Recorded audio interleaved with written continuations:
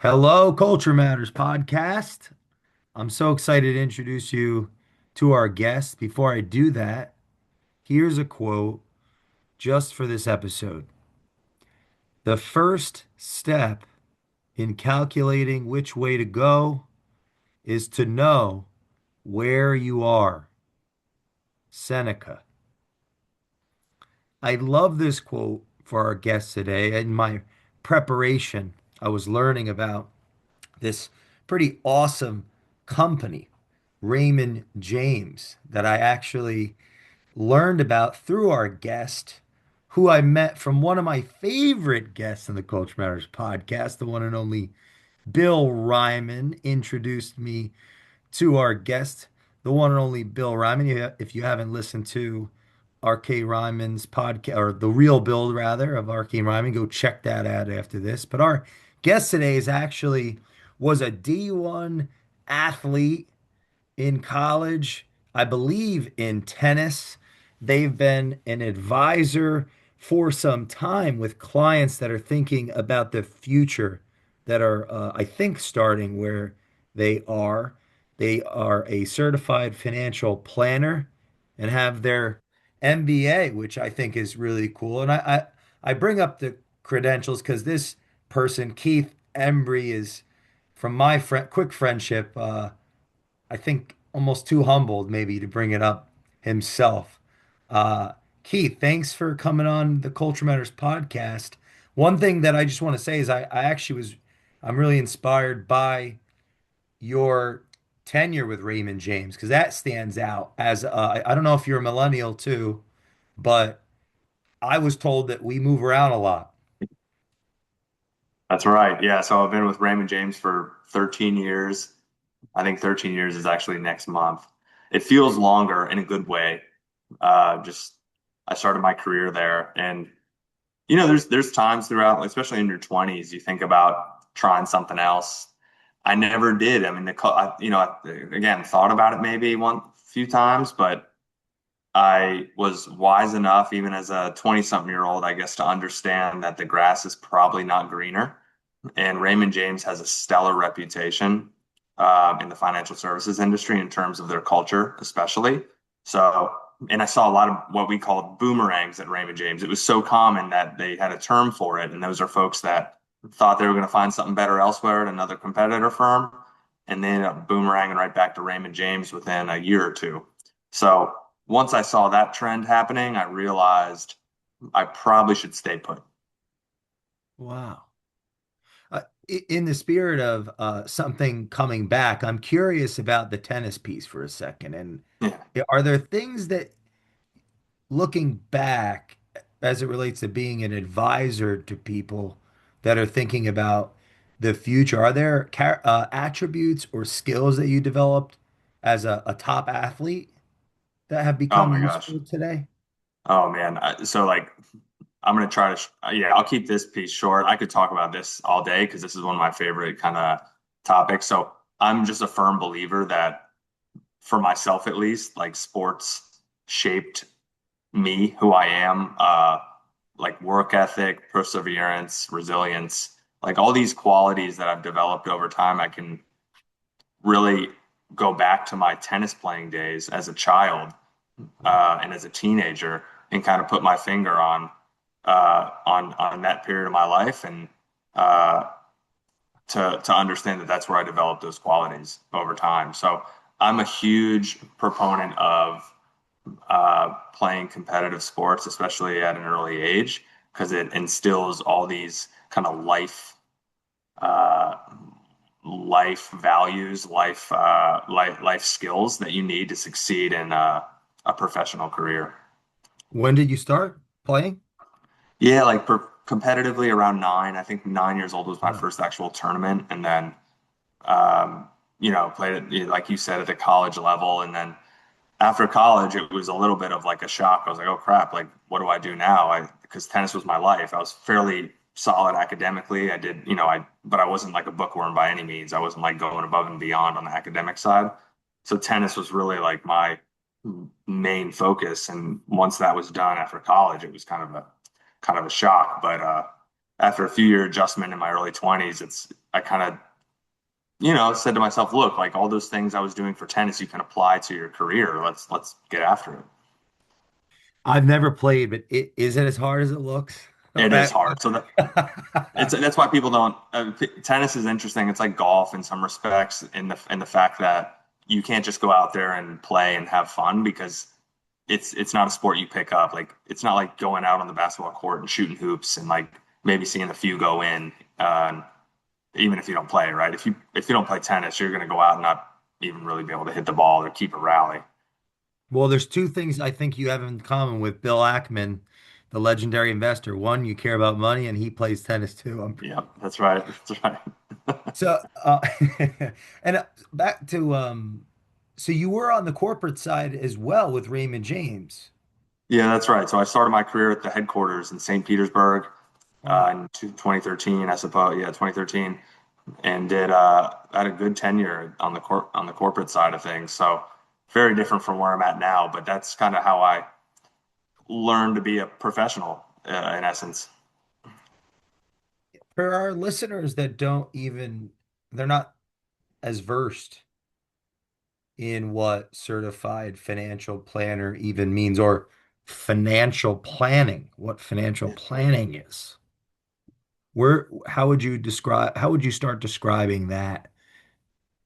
Yeah. So I start describing that probably going back into history. So think of like Wolf of Wall Street, right? It's an extreme example, but like think of the decades of 70s. Think of that was like with the Wolf Wall Street days, but even 80s, 90s, early 2000s, the industry of being a financial advisor, that we weren't even called financial advisors. We were called brokers or stockbrokers.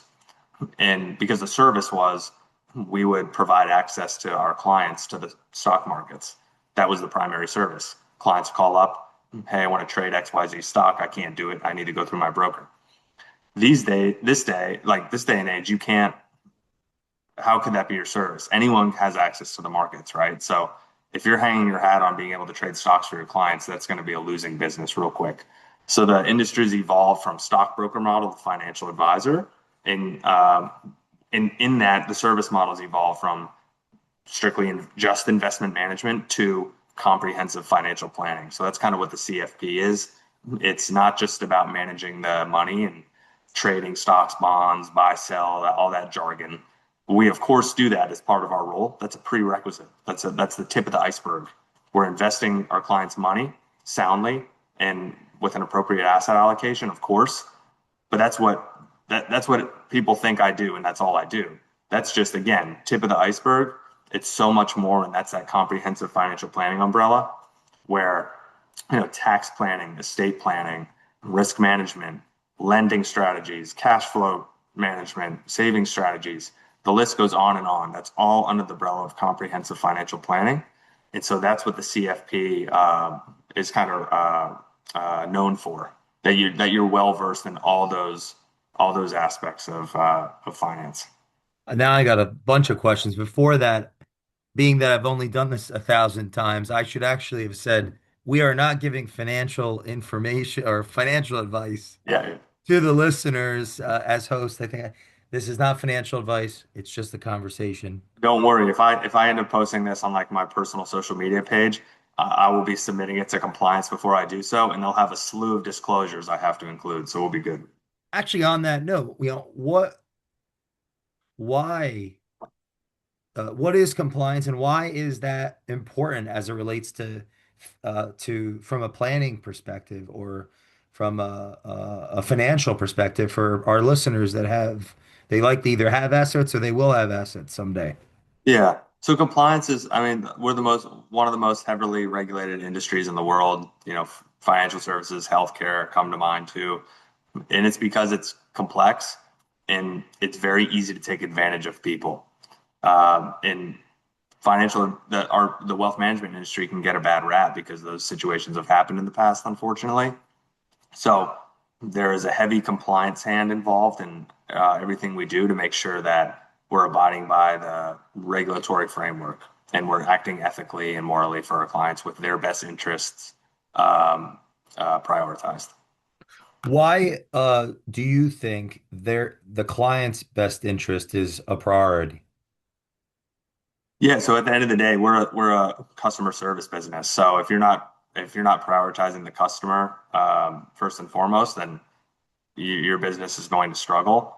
And then to take it a step further, if you're facing your own interest before the clients, that's a huge no-no, right? Like that's why again our industry gets a bad rap because folks have done that, and there's a compliance framework in place to ensure that that is minimized as much as possible. Hmm.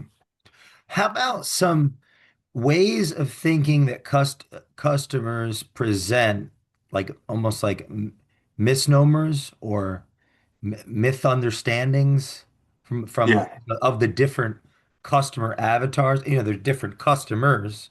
Diff yeah, I'm thinking, but some of the I guess myths when it comes to building wealth from the yeah. financial Okay. side Yeah, so like what are common misconceptions is I think what you're asking.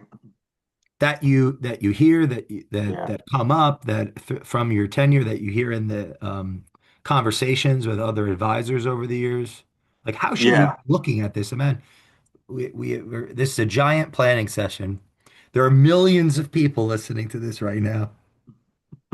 Manifestation. Yeah, yeah. Okay. So I mentioned one earlier. Most folks think that what we do as financial advisors is just like sit in front of a computer all day and look at charts and like graphs and we trade stocks. I mean, I don't spend much time on that at all. I'm focusing on like the other aspects of comprehensive planning that I mentioned. So that's one common thing. Another one is like people equate the stock market to like gambling, which is like so not true. Um, the stock market has shown uh, uh, that it typically goes up 8 to 10% a year, 70%. Or the stock market. Let me rephrase. I'm thinking about compliance here before I say this, so I don't want to overstep. The stock market generally goes up 70% of the time. It finishes the year 70%, finishes the year up 70% of the time, finishes the year down 30% of the time. So it's not gambling. The odds are in your favor if you're investing. Okay. Um, the market's shown the past 150 years. You take a very common benchmark like the S&P 500, the 500 biggest companies in the United States. Uh, that over the long term, it tends to go up 8 to 10% a year over year, right? Like every year could be a little different, but it averages 8 to 10% a year over time. So it's not gambling at all. It's time in the market, right? It's not timing the market. It's time in the market. I think Warren Buffett said that best. It's you try to time the market, you're going to most likely lose. If you set it and forget it and just keep your money in the market for a long period of time, that's what generates success. So um, a lot of clients are always looking to try to like win a quick buck. Like especially our generation, we're always trying to we want everything now, now, now. So we're not us millennials, like you said, we're not good candidates for putting our money in the market and just being patient and watching it accumulate over the years. We want to watch it quadruple tomorrow. So I see a lot of misstepping with younger folks, especially investing in like just individual stocks, which I don't love because that's where things get very volatile and usually you're going to lose more money than you make. When things become, well, what does volatile mean? Volatility is just like the like significant swings up and down in the market. So you think about like a GameStop is a funny example because that was obviously like a very volatile stock years like during the kind of the COVID area time frame when they had a lot of like press and news headlines about them. They were flying up and down. I mean, you don't want that going on in your portfolio. You kind of want slow and steady wins the race type of vibe, and that's how we approach our investments. When things are volatile, what have you seen throughout your tenure of how people respond, regardless of their education, regardless of how smart they might be and whatever Yeah, thing they did to make money? Yeah, how have you seen people of all walks of life, ages respond to volatility? yeah, great question. Money is very emotional, so people really get very emotional and they make emotional decisions, and it's interesting the psychology that goes um, into how people like think about money. So generally, people the losses hurt way more than the wins feel good. So that's always a common thing. There's a lot of hindsight's 2020. It's called like recency bias in our industry. There's a lot of like biases that humans tend to exhibit. All humans, it's human nature. Some focus on some are heavier on certain biases than others. But that's our job as financial advisors. We always kind of joke. It's like a joke amongst the industry that we're like not just advisors, but we're therapists because we're like if you're during volatile times in the market, we're talking our clients off the ledge, so to speak. And it's just a part of the job. And if that's, I think, actually one of our greatest value adds as advisors is where we look at things very objectively, whereas a client may be making emotional decisions. So, for example, if the stock market plummets tomorrow, you're going to have a lot of people that aren't working with an advisor that sell their stocks and go into like some sort of cash alternative. And that's actually the last thing you want to do when the market goes down. You don't want to sell stocks at a loss, typically. If anything, you want to buy more into the market when there's a significant correction, because then you're buying at a discount. But that's not intuitive for people. So an advisor kind of coaches them along those lines. Is not having a plan? Is not having a financial plan a plan? No, Or if you were not to in our world, really. rephrase that, Yeah, no, I mean, the answer is no, not in our world. Like, you want to at least, you don't need to have like the most detailed plan in the world. It depends how much wealth you have, right? Like, and what your goals are. If you have a fairly significant nest egg and you want to retire and just kind of, like live like locally and, you don't have like these crazy goals or crazy ambitions. I mean, if you retire with $3 million, you're going to be fine. But if you retire with $3 million, you want to travel the world, you want to do this, you want to do that, you want to gift to your grandkids, you need more of a baked out plan than the former. do you find that people tend to lean towards wanting to do things? That seems like such an obvious question once it came out of my mouth. No, no, no. It's actually, I would actually say, actually answer it. Not always. Like you'd think people they would want to be like, I want to travel. It depends on the generation, frankly. Like you touched on the generational thing earlier with the millennial. Like it's funny. Like generational differences are real. And I have clients that are our age. I have clients that are in their 60s, 70s, and 80s. And the 60s, 70s, and 80s folks, they don't, I mean, they're so frugal because they grew up in a different time. And then you have us, our generation, we want the second home, the third home. We want to travel the world. We want to not work for 5 years and take a hiatus, all this stuff. And so it depends who you talk to. What are some of the almost like uh, that's some poor well, okay, is there a such a thing as a poor plan outside of not having one? Yeah, I think just incurring like using too much debt. People think debt can be a tool, and that's a very like slippery slope. Um, and I think so like using too much debt is one, right? Running up credit cards, taking out HELOCs on your home, uh, like doing a cash out refi in your home. Those can all be tools if used correctly, but they're usually not used correctly. They're usually just used to get cash because they don't have any cash because they haven't been saving well. And so that starts to snowball into some significant debt. A big, that's a thing we see. Um, Trying to think another one, like maybe just, especially with our generation, we tend to overemphasize real estate. I think that's been a trend I've seen the past, especially as of late, 5 to 7 years, because the real estate market especially from 2020 COVID to 2022 was like freaking rocket ship. We've never seen anything like that. And people still remember those days.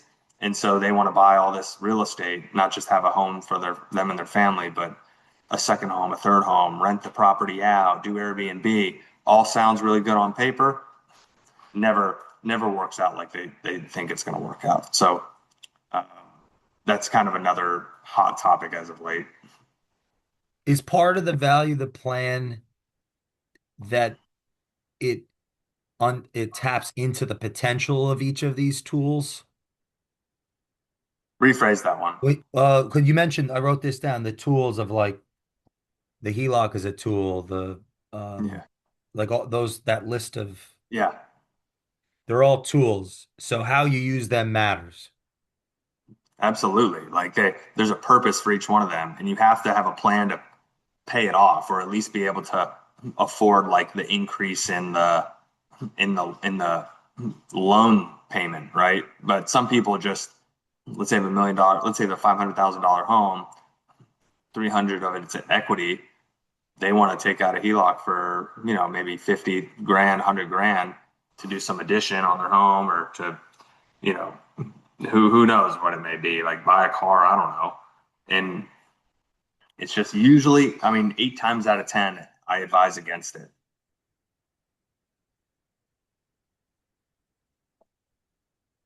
What one thing that I'm learning is investments aren't just necessarily the product, the plan is the product. Is that Yeah, a fair way to think about it? absolutely. Yeah. Yes. The plan, I mean, that's why people hire me, I'm a planner, right? So I'm I'm putting together a financial plan for them. And it's not like this like brochure that they're turning through. People think it's that. It's not. It's just the plan is, I actually have never liked the word like financial plan. It's almost like a financial like journey. Like I'm setting a framework in guidelines for your journey. And It's it's a a quest. dynamic journey. Yeah, it's a You're quest. Gandalf. There we go. Oh, Yeah. sorry, I'm a Now Lord I'm of the gonna Rings name. fan. Maybe I should name my firm Gandalf Wealth Management. I love that. I knew we were fast friends. No, I mean, God, we have huge Lord of the Rings fans on this show. They're gonna love you.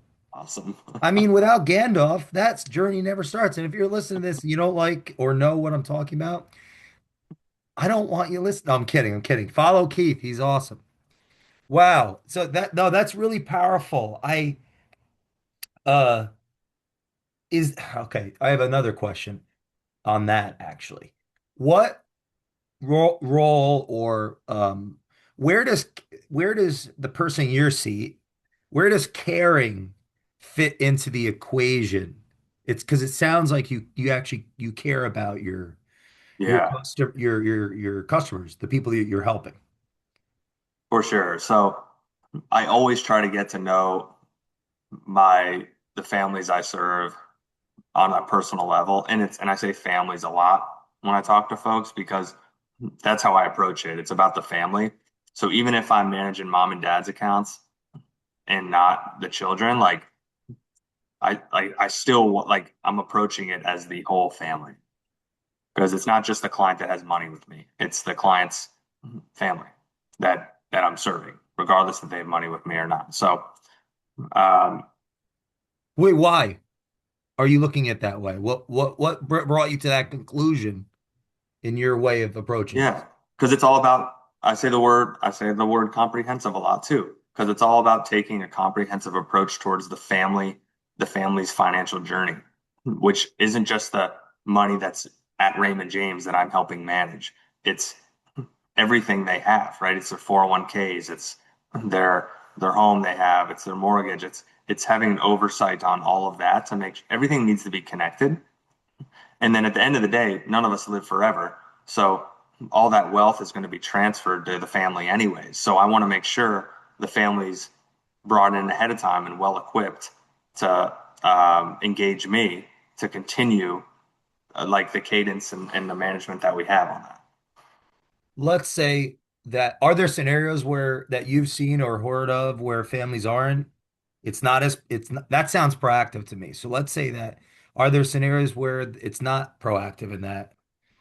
For sure. Yeah. I mean, there's a lot of situations where like maybe you're managing mom and dad's account, but like the adult children have another advisor elsewhere, and like maybe the state that they live in. So it can't always be that way, right? There's different types of situations, but ideally, I try to approach I try to serve the family, regardless if like the actual each family member has a dollar with me. Because at the end of the day, like I'm trying to approach the financial situation holistically. And so even if adult son has his assets with another advisor in perhaps another state, I still at least want to know what those look like because it should all be connected. It should be all part of the plan. Wow. To just as a from a culture standpoint, that is really powerful thought because you said something earlier about maybe you can unpack this about working in the customer's best interest. I would think if I'm the advisor and I was like totally against even thinking about another advisor, then I am thinking about myself. I'm not thinking about the customer Right. fully. I Yeah. mean, it seems like you're really thinking about the customer if you're willing to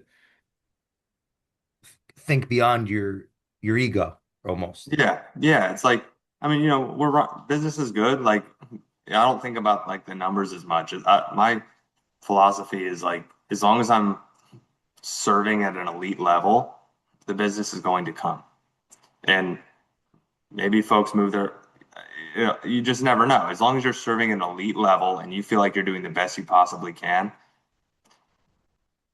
folks are going to trust you with their assets, right? It's all going to happen. Everything's going to kind of take shape as you want it. But I'm more than happy to advise um, members of the family that may have their assets held elsewhere because I don't I don't really look at it that way. What are some of the strengths that you've seen come from the our generation and under, if at all? Because strengths Yeah. or ways of looking at are there I was gonna say, are there any? It's it's Because and so hard. even that, like almost like that's yeah. I'd like to focus on that for a second. If you've seen, ways that the younger generation view money that you noticed was in maybe could be useful to the old for older generations, and then I'd like the other side of the coin too. Yeah, so let's start with the other side of the coin. So the thing that older generations do really well is they're very frugal, they're very disciplined on their spending. Total generational thing, World War II era stuff. So they always excel. Their financial plans always tend to excel in their retirement years because they're just barely spending any money. Uh, so on the flip side, so what does the younger generation do? Well, so we'll say millennials, and I'm not great with the generational names, but we'll say some folks older than you and I, Jay, and then some folks younger than us, and then our gap age range. They're typically, so we spend a lot, right? Like that's one thing we don't do well is we always Really? overspend most of the time. Yeah, I mean, our generation spends money, that's for sure. And so that's something we all like our generation needs to work on. And a lot of that's like the technology we have at hand and the social media, like constantly comparing ourselves to our peers and wanting more and more and more. But what we do well, maybe this comes with youth, but like we're generally highly ambitious. We're always looking for ways to like we're hustlers. We're always looking for ways to grow respect our respective businesses or our careers. Um, I will say like I saw a little pause in that during like the COVID time frame when like the work from home thing came was pretty prevalent. I think people like took their foot off the gas a little bit during those times, and maybe rightfully so. It was a stressful time for some folks from a health perspective, and I think we're kind of getting back to like the well-oiled machine, um, so to speak, in terms of like meaning like people getting back in the office and kind of keeping their head down and working their butts off. But yeah, our generation tends to be very innovative, entrepreneurial. We're always looking for kind of the next dollar. I think the key is saving the next dollar, right? Not earning the next dollar to go spend it and try to be cool. If you're having a conversation one-on-one with our generation or younger, I'd like yeah, younger, what's the conversation? What's the best art pro, not debate, like case for starting with an advisor, a plan with a plan now, Yeah. an advisor now, how that could benefit them. Yep. So it's really like a lot of folks ask me that, especially younger folks, because they're like, "Hey, I'm young, right? I just started my career. I don't have a big pot of money to give you, so I don't need an advisor." And I would argue you would definitely benefit from having an advisor because it's all about when you're young. You're not the first. I'm not the first one to say this, of course. the earlier you start, the better. To because there's a thing called compounding interest. That's an incredible phenomenon, we'll call it, where Yeah. if you start even little bits and pieces here and there amassing wealth in your 20s, I mean that compound interest, what it's going to do decades later, it's tremendous. So what's hard for folks, especially younger people, is having the discipline to do that. So that's something I can help younger professionals with, is like setting up a structure that's mostly automated to be able to start having those savings go into those various types of accounts that accomplish various objectives, and getting kind of that structure in place to where they don't have to think about it. They just think about building their careers, building their respective businesses or whatever it may be, and the savings just on autopilot. And then maybe we meet a few times a year and tweak things where needed, um, and make sure everything's tax efficient, of course. Well, you mentioned meet a few times a year. Now, how what do you mean by that? Yeah, so it depends on the client. I'm like pretty flexible. Like if a client wants to meet like pretty often, I'll do it, right? Because that's just kind of how I operate and what my belief is. Um, but generally speaking, I would do like a comprehensive review meeting for a client maybe twice a year. And then we'll touch base maybe once a quarter, like a little more informally, just to check out, like, keep up to date on how things are going. That said, I pride myself. One of the things our team is strongest at is like consultation. So, and just providing advice. So life stuff comes up, right? It's like we want to buy a home, we're having a child, we're expanding our family, we have health issues with my parents, like whatever it may be. We should be one of the first thoughts in that client's mind to help them shepherd through that process from a financial perspective, of course. So I love when clients call me like randomly and they're like, "Hey, this came up. Like, what do I do? Or what would you do in this situation?" Because that's a lot of the value that we add. We want to be viewed as that trusted partner. So it all depends on the client how often they want to meet. So obviously, clients that have like significant wealth, we want to meet with them more because there's more going on, more complexity. For younger generations, like young professionals, typically doesn't require us to meet like monthly or even quarterly. But if they want that cadence, I'm all for it. So you're not saying we just meet them more because they have more. You said the word complexity. What do you mean by that? Yeah, so typically with more wealth comes more complexity. Typically, not in every case, but if you have $20 million, it's going to be a lot different for someone that has a million. So 20 million, you're thinking about just more things, right? You're thinking about not just investment management. You're probably paramount is taxes. You're thinking about how do I make everything tax efficient? Because that particular family's paying, assuming they live in Florida with no state tax, they're paying probably about 40 cents on the dollar of every additional dollar they own. So that's a lot of money in taxes, right? So tax planning is paramount, estate planning is paramount, making sure all those assets are protected and also distributed to the client's needs once they're no longer here. Um, I mean, it could be like anything I said before, lending strategies, cash flow, like those things are all very important and may not be as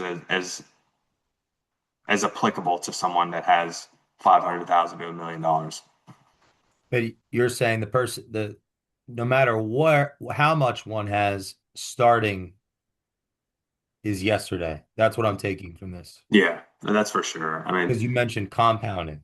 yeah, you don't need to make this, you don't need to be making a ton of money income wise. Like, you don't have to have this big fancy job and making millions a year or even hundreds of thousands of dollars a year to be wealthy. It's not how much you make, it's how much you don't spend typically. And it's a matter of how early you start. So there's plenty of folks that I've seen making great money.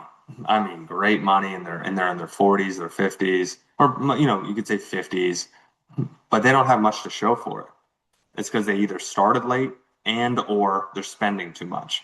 Versus, I've seen folks that have never surpassed $100,000 in income, $150,000 in income, that have more money than those folks. Who had the plan? Yeah, the latter, of course. Now you sound like Jordan Peterson. First I, Gandalf, now Jordan Peterson. I mean that for all the people Quite the that transition. really know his stuff. Yeah. I got a couple of his books right there. Man, that I love that. Um, wait, just to, people may not have ever heard that. Someone you're saying that the person that earns a lot less, but but starts sooner and actually invests could be farther ahead than somebody that earns a lot more that hasn't that spent too much is going out, not enough is staying in, Yeah. It's so much. and Think that is a about, real thing you've actually seen with data. oh my gosh, like think about data and also just observation. Think about where we live in Naples. Think about you walk down to Fifth Avenue at any given time, you're going to see a lot of these folks pull up in their, luxury cars, and some of them are probably legitimately wealthy. But I bet a lot of them also, if I saw their tax return or I saw their balance sheet, their tax return would show high income balance sheet, nothing, not much to show for it. And what do you think's behind that? It's just keeping up with the Joneses, man. It's like, especially in Naples, it's easy to get caught up in this web of like wanting to keep up with your neighbor that has the fancy, Porsche. it, so what type of pressures, whether talked about or not, does that put on the advisors? Yeah, a lot of pressure because you don't want to be the bad guy that's just like constantly poo-pooing on every purchase that a client wants to make. You have to strike the balance, right? You have to be like supportive in some cases, but it all goes back to the plan. That's what I do. I try to keep it objective and I say, look, you're in the market for a Porsche. Let's see what that does to your financial plan. And we have software to be able to run these scenarios. It's very simple. You put in the Porsche purchase for 150 grand, and then you see what it does and say, okay, well, if you're going to do that, you're going to have to make sacrifices elsewhere. And then you let them make the decision, right? Ultimately, it's their money. I can only frame everything as best I can and then let them make the decision. What do you have a take, or is there a take in the culture of the advisory space of, hey, I'm in the AUM business, not in the customer service business? And Yeah, for those that don't know what AUM, if you could explain, like, yeah, yeah. So assets under management, to grow a business in our field, you need assets under management. But I think I touched on it earlier. In some respects, there's going to be no AUM coming in if you're not serving at a high level. It's the industry's too competitive. So I always and frankly, getting new business can be challenging because it's very diluted, the competition. So your best business is going to be word of mouth from existing clients. And you're not going to get any referrals if you're not servicing at an elite level. You may not lose business because friction to change is fairly high in yeah. this industry, but you're not going to have your clients telling all their friends and neighbors about you. So that's always a good barometer. I try to be honest with myself on is like, am I getting referrals from existing clients? If the answer is yes, my service level is where I need it to be. If the answer is not really, I haven't seen much. All right, what's going on? What do I need to add to my arsenal? When did you stop seeing accounts as seeing it as accounts and start seeing it as families, or did you always look at it like holistic? Yeah. No, no, I didn't. I didn't. I'm not gonna be that guy that acts like I was born this like moral compass, like pristine guy. But I think early in my career, it's like you're hungry, you want to build assets up, and you start looking at that number. But you quickly realize, especially when you have the right mentors and you see other more senior experienced advisors in the space, how they approach it, you start to emulate that, and that's what they demonstrate. They're like all about the family, all about the service.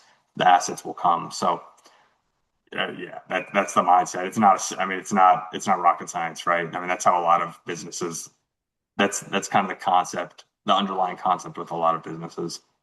Are there core values that you'd say, hey, even if they're not written down or they're spoken, yeah, even if they're not written down, are they spoken or Yeah, like of you the have to have a high advisor, the level way of you look at it? you have to have a high level of like honesty and integrity in this business. Probably the most, like I'd say those two traits are probably like the most important, especially in our industry. Because again, this industry, I mentioned it before, it can be very complex. And so it's very easy to like shape narratives and like shape a narrative to be to kind of result in something to become your like favorable to you and not the client. And the client wouldn't even know, right? Because they don't Wow. even know what they don't know. So I think honesty and integrity is if you don't have that, you may grow quicker than you would if you were being very honest, but eventually it's going to bite you. Is discipline is discipline more important than intelligence when it comes to building wealth, like on the customer side? Oh, on the customer side, yeah, yeah, for sure, like for sure. Now, I'd argue intelligence is important on the customer side because in theory, if you're intelligent and you combine that with work ethic, your income's going to be high, right? But from a savings perspective and like building wealth perspective, discipline is probably trumps that because it's you have to get in a mode where you're consistent. It's just like anything. Think about a sport, going back to the sport thing. Anyone can do something in spurts. It's hard to do something that isn't sexy consistently. But consistency is what's going to win. What advice do you have for the high performers listening to this, that the careerists, of how to stay engaged but also stay in their lane? Okay, so elaborate on that question a little bit. Like stay in Stay their lane engaged, and so they hire, they work with an advisor, but stay in their lane as in, because I'm thinking somebody that might be in the top of their field may think on the side they're going to know more than their advisor. yeah, yeah. And I'm not projecting, I swear, I promise, I promise. No, no, no, no. But no, I really am. Like, that's my personality. Yeah, So yeah, just tell me what I should stop doing. sure. That's a good. That's good. So Somebody might be able to relate here. no, 100%. I can relate because I have so I specialize in business owners and corporate executives. Uh, and then of course I have retirees and I serve and then single women like divorcees, widows, and yeah, just generally single women in Naples. So I see that a lot on the corporate executive side because those guys and gals are sharp and they know it. And that's how they climbed up the ladder and got to kind of the top of the food chain at their respective companies. So a lot of them aren't shy to tell you either. So they sometimes can kind of drift off into a lane using your kind of nomenclature that, hey, I know what I'm doing more than you. But if there's a level of trust there you have with that particular client, you can let them stroke their ego a bit. But I don't ever disbelieve that they feel that they know that I this is my specialty and not theirs. And frankly, I don't see it that much. Maybe they believe it, but they just don't have the time. I mean, the corporate executives, they're the busiest folks in the world. A lot of them have especially if they have families. So a lot of times, could they do it themselves? To an extent, they could probably do some things themselves, but they have no time to do it. So a lot of what they're hiring an advisor for is Wow. taking stuff off their plate, and we can do it probably better. That's that's a good clip. I like that. No, that's powerful. Well, actually, on that, right? What type of value is that for someone that, anecdotally, your experience, taking things off successful people's plate, how much is that worth? Like intangible, just from experience, building relationships with clients over the years. Yeah. So yeah, it kind of goes back to if you're building a business or you're at a high producing or high performing role and you're compensated for it. you have to ask yourself, like, all the time I'm spending doing stuff like managing my finances, trading in my account, that's time taken away from like building your business and making more money to provide for your family. It's like really silly example. I was just on the phone with a client earlier, and I said the analogy. It's not really an analogy, but an analogy-ish of how I hate the fact that I pay $250 a month towards my like lawn service because my home prior to the one we're in now, I did my own lawn, but it was smaller. It was a first home, a smaller lawn, didn't require much, so I mowed it myself. Now lawn's a little bigger in the new home. I just can't keep up with it. Could I? I could, but in my head, the logic is I'm going to spend time doing that, hours a week doing that, when I could be instead building my business. So I'm actually net probably from a money perspective hurting myself by spending hours in the lawn. So it's the same kind of silly example, but same concept is what kind of what you're asking is like taking that work off these high performers plate is actually a net gain for them in the long run. I just had a visualization. I think I made a decision today that I'd like my financial managers all to wear $10 sneakers and $20 t-shirts and be not want to spend any money and only think about me. Yeah, yeah, there you go. There I you go. just had it like and I would say an advisor that has like a Lamborghini or a Ferrari, I mean, good for them, right? They've clearly, hopefully, made the money to be able to buy a car like that. But it's a little counterintuitive to well, they what may they're. not be an advisor anymore. They may be, this is my thought. I'm saying this is truth, but they may be a marketing tool now and they have people doing it that are wearing t-shirts. Perhaps. Yeah. But the question becomes, who are they? Yeah, they're going to have a different clientele, I get. But Yeah. I want to ask you this because you work with different generations. What some of the happier people like with meaningful lives, like retirees, what have they figured out that we haven't, or we're not even asking the right questions? Have you? Yeah. So what? So the question is, what have the retirees kind of got done well that like the Retirees younger? that you've seen that have like cracked the code on the happiest retirees. What do Yeah. they know that Okay. we haven't figured Okay. out? Yeah. Yeah. So this is where we get a little more like qualitative and human. So this is actually one of the many reasons I love the job is because it teaches me how I should structure my life for the long term, not just about money, but Wow. from on a personal side as well. Like hobbies come up, like my mind goes to hobbies. So unfortunately, there's a lot of retirees, especially in Naples, a lot of retirees we see where maybe they didn't develop hobbies, interests, things outside of their particular job. And once the job's done, it's like, what do we do, right? So that's something I've been focusing on. Probably need to focus on more, but still young, not close to retirement. But as I get older and older, I mean, that's going to be something top of mind. Is like, what else? How are we expanding, like our interests in life, so where it's not just all about the work.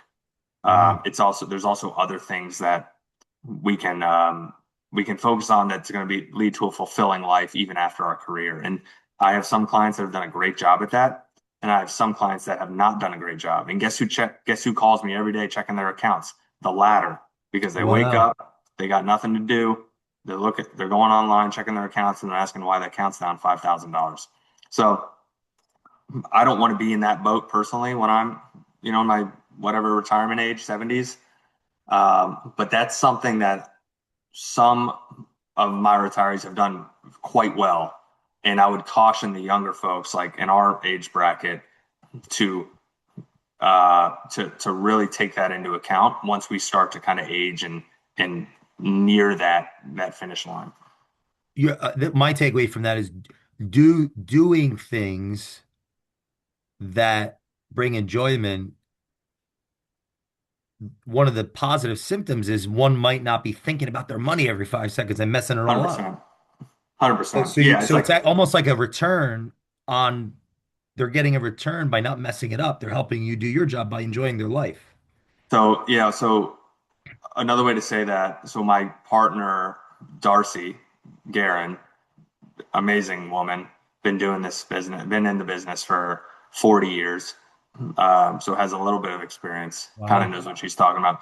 Her analogy for what you said is wealth or your account is like a bar of soap. The more you touch it, the smaller it gets. And so when she said that to me years ago, I loved it because It's great. it's so true. The more you touch that puppy, it's going to get smaller and smaller if you're the client, right? Hopefully, that's not happening as advisors, but when clients are going in checking their accounts every day, messing around with stuff, it's not doing them any good. I would want the biggest bar that's ever existed in the history of the. Like what kind of soap? Dove? Yeah, and The the dial? soap, the brand matters too because there's even different. Anyway, I like this. I like this. I am curious. So you 13 years. This really stood out. You've been in a handful of positions on the risk side, the compliance side, I believe, and the private client growth. Yeah. From that, what has that done? How has that armed you to be the advisor that you are today, to be in corporate with Raymond James? I know they have thousands of associates and apparently a great culture. So how has that experience shaped you into the advisor that you are today, to have those different positions versus someone that just worked with customers? Yeah. Yeah, great question. So, I mentioned it, I think earlier, my 20s, I was at the headquarters. That taught me how to be a professional. Like working at the headquarters at Raymond James taught me how to be a high performing professional. It taught me how to navigate the politics of a corporate environment. It taught me things you take for granted, like attention to detail, effectively communicating, uh, being fluid with different technology applications. Like those are all things you don't think about until you get out on another job outside of corporate, and you look at your peers, and you're like, oh wow, like that's not coming intuitive to you. So I'm actually so grateful of my experience I've had in the headquarters of Raymond James because it taught me all those skills that I probably underestimated and didn't even realize I was developing until I got out of corporate world. And now I'm like, man, because I feel like I can effectively communicate. I'm very detail oriented, fluid with technology. Uh, the list goes on, and you don't really realize it until you're surrounded by some peers and colleagues or competitors that aren't exhibiting those qualities. Who's had the biggest influence on the way you advise people? Um,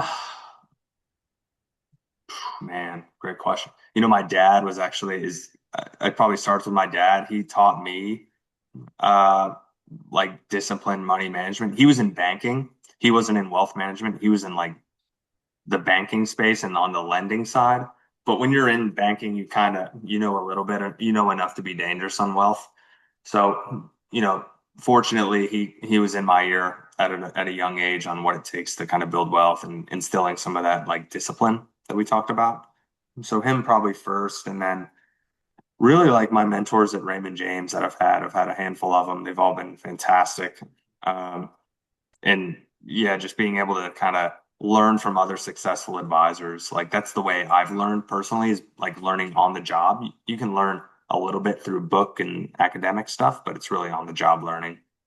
If I spent a day in the culture, what behaviors would convince me that the culture was real at the Raymond James? Yeah, I think one thing I always appreciated about it was if you worked your butt off, it was going to be recognized and you were going to be move up the chain. Like you saw that. Like I was always confident that was going to happen. And that is not to be taken for granted because a lot of companies it's not the case. Uh, Now our generation, we want everything quicker than it is. So you have to still have some patience and you have to have the faith and the confidence that okay, just keep working hard, keep your head down, and it's gonna work out. It may not be on your sped up timeline, but you will get to where you want to be. And I always felt that I always had that confidence being at the headquarters, and that's probably what kept Hmm. me there for 13 years and counting. After work, yeah, after almost a decade and a half helping people think about money, what's become more valuable to you than money? Yeah, so oh man, more valuable. It goes back a little bit to the question you asked about like the hobbies thing and like making sure you have fulfilling activities and fulfilling family life outside of just the work because the work's going to end at some point. So being in a position and being in Naples and seeing like, a lot of like elderly folks and kind of their adult children and then their adult children's children, like you see the family lineage and how things play out generationally. And so I think this every day I'm kind of reminded of like it's not just, life isn't all about work and the career. It's about kind of provide, having a great family life, having diversity in terms of like your activity and what makes you tick. Hmm. Keith, we'll have to do this again. I got more questions. I'm so happy to have you on the show. There are so many nuggets um, for me, just thinking about this idea of the plan. I would challenge Yeah, our listeners to ask themselves, do I have a plan? yeah.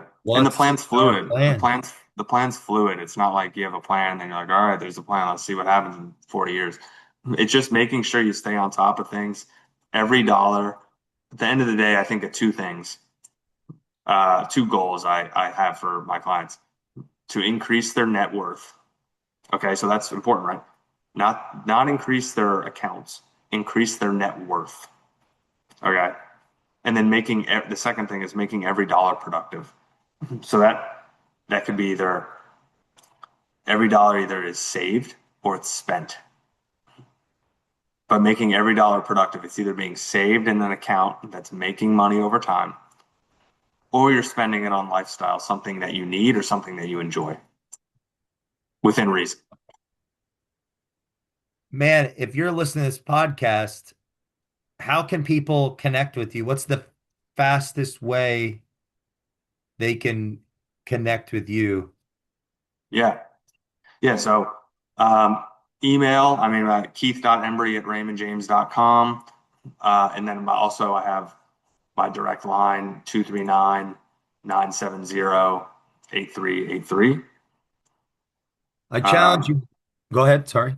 no, and then, yeah, we have a website. It's easy to find. You just Google Keith Embree, Raymond James. So that has all our contact information as well. But I'm pretty easy to find. That Keith Embree is a fairly unique name in Naples. If you're listening to this podcast, give Keith a call and listen. Next time, we're going to go into that net worth piece, Yeah, I yeah, hope, yeah. and spending and saving. And what did you say the other part was? Is your net worth and Making every dollar productive, whether that's being saved in an account that's making money over time, or you're spending it on something essential or something that you hmm, enjoy in your lifestyle.